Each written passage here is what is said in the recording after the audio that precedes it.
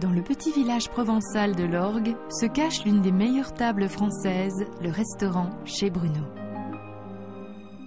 Le chef, Clément Bruno, y décline la truffe sous toutes ses formes pour le plus grand plaisir de ses hôtes les plus fidèles.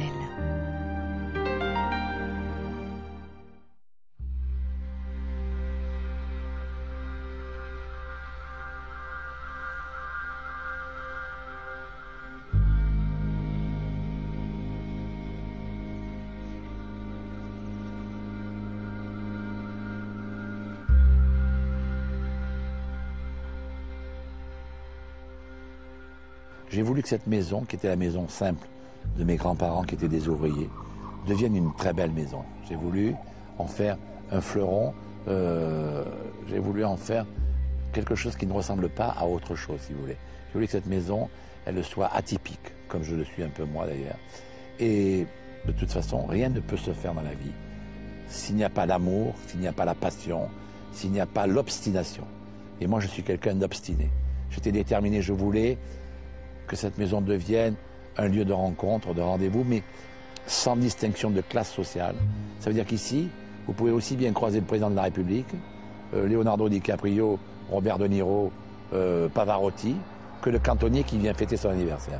Et je pense que ma grande réussite, c'est d'avoir su garder tous ces gens-là dans un même lieu, et sans que les uns puissent porter ombrage aux autres. Je crois que le vrai luxe, c'est la simplicité. Le vrai luxe, c'est de faire plaisir aux autres dans un endroit où on se sent bien. C'est ça, je crois. En réalité, c'est ça.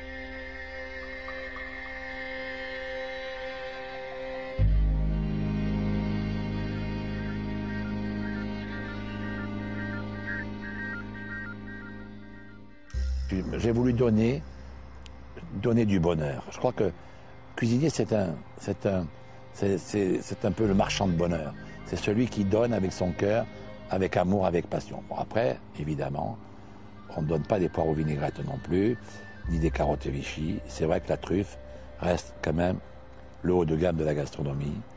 Et c'est pour ça que je pense aussi un peu que c'est pour ça qu'ils viennent ici, quoi.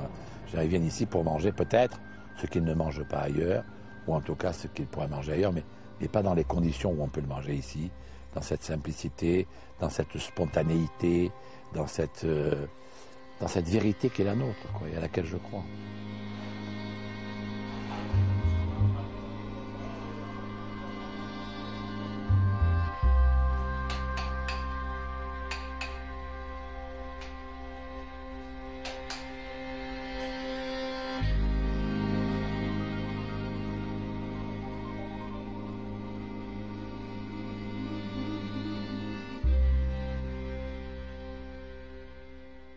Je vais vous raconter une belle histoire. Pourquoi j'ai fait la truffe? Quand j'étais petit, je vous l'ai dit tout à l'heure, mon papa m'a abandonné. J'ai donc été élevé par ma grand-mère qui venait de perdre mon grand-père et ma mère. Ma grand-mère travaillait à l'usine et ma mère faisait des ménages. Nous habitions ici, la maison était toute petite. Et elle allait caver la truffe derrière la maison, dans les planches, dans les berges, on dit ici, qui sont derrière. Elle allait caver la truffe, elle ramassait la truffe, je l'accompagnais, elle la cherchait à la mouche. Et elle me faisait une brouillade aux truffes, c'est-à-dire des œufs brouillés avec des truffes. Et ce qui restait de cette brouillade, elle le mettait dans un saladier en pyrex avec un petit torchon dessus sur la fenêtre de la cuisine, qui existe toujours d'ailleurs. J'ai agrandi, modifié tout, mais cette cuisine, c'est devenu un office aujourd'hui, mais la fenêtre est toujours là. Et elle mettait là, dans ce saladier en pyrex, le restant de brouillade aux truffes. Et quand je revenais de l'école, avec mon petit vélo rouge, eh bien, elle me faisait chauffer un peu de pain dans le four de la cuisinière à bois. Et je mangeais le restant de brouillade aux truffes. Donc, si vous voulez, j'ai grandi avec la truffe. C'est pour moi quelque chose, la truffe, qui m'est tout à fait familier. Je n'ai pas décidé de faire un restaurant où on mange de la truffe pour dire, moi, je fais de la truffe. Non, pas du tout. Je pourrais dire que j'ai grandi avec ça. Et, je pourrais même dire, en ironisant un peu, je suis né sous un chêne truffier, quoi.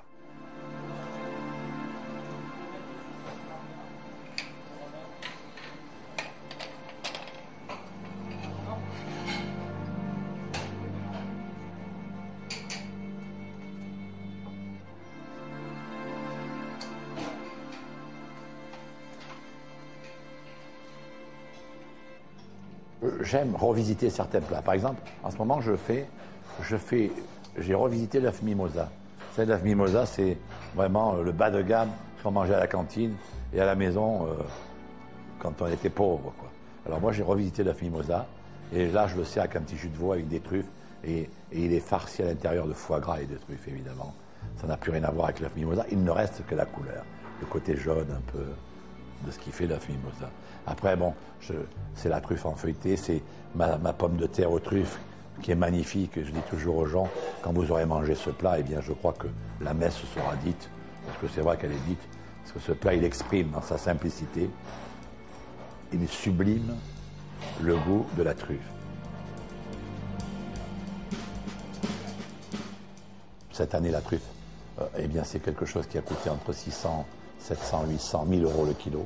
Quand vous pensez que la Tuber Magnatum Pico, ce qu'on appelle la truffe blanche d'Alba, la Magnatum Pico, elle peut coûter jusqu'à 3000, 3500, 4000 euros le kilo, même 5000 euros le kilo. Enfin, à la fin, quand il n'y en a plus, les gens qui en veulent vraiment, ça coûte très cher.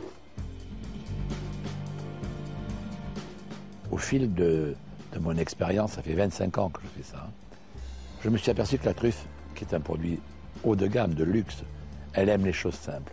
C'est un peu le mariage du prince et de la bergère. Si vous voulez, la truffe, elle aime le pain, elle aime les pâtes, elle aime une salade. Mais il ne faudra pas mettre par exemple de la truffe avec du homard ou avec un poisson ou un loup. Ça ne sert pas à grand chose. La truffe, mangez-la avec des œufs, mangez-la avec une tranche de pain, avec un filet d'huile d'olive râpé dessus, mangez-la avec une salade de mâche ou de mesclun comme vous voudrez, avec une belle huile d'olive, mangez-la avec des pâtes toutes simples, avec de l'huile d'olive et des truffes, c'est magnifique. La truffe, elle aime la simplicité et c'est là qu'elle exprime le mieux toute sa puissance.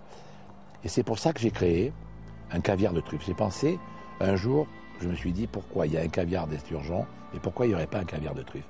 Et j'ai créé ce caviar de truffe qu'on mange de la même façon, accompagné de blinis, d'une crème fouettée aux truffes, comme un vrai caviar. Et en réalité, j'ai voulu que la truffe prenne sa place vraiment à côté du caviar, parce que je pense que c'est les deux produits qui sont les plus représentatifs du luxe dans la gastronomie, quoi, si vous voulez.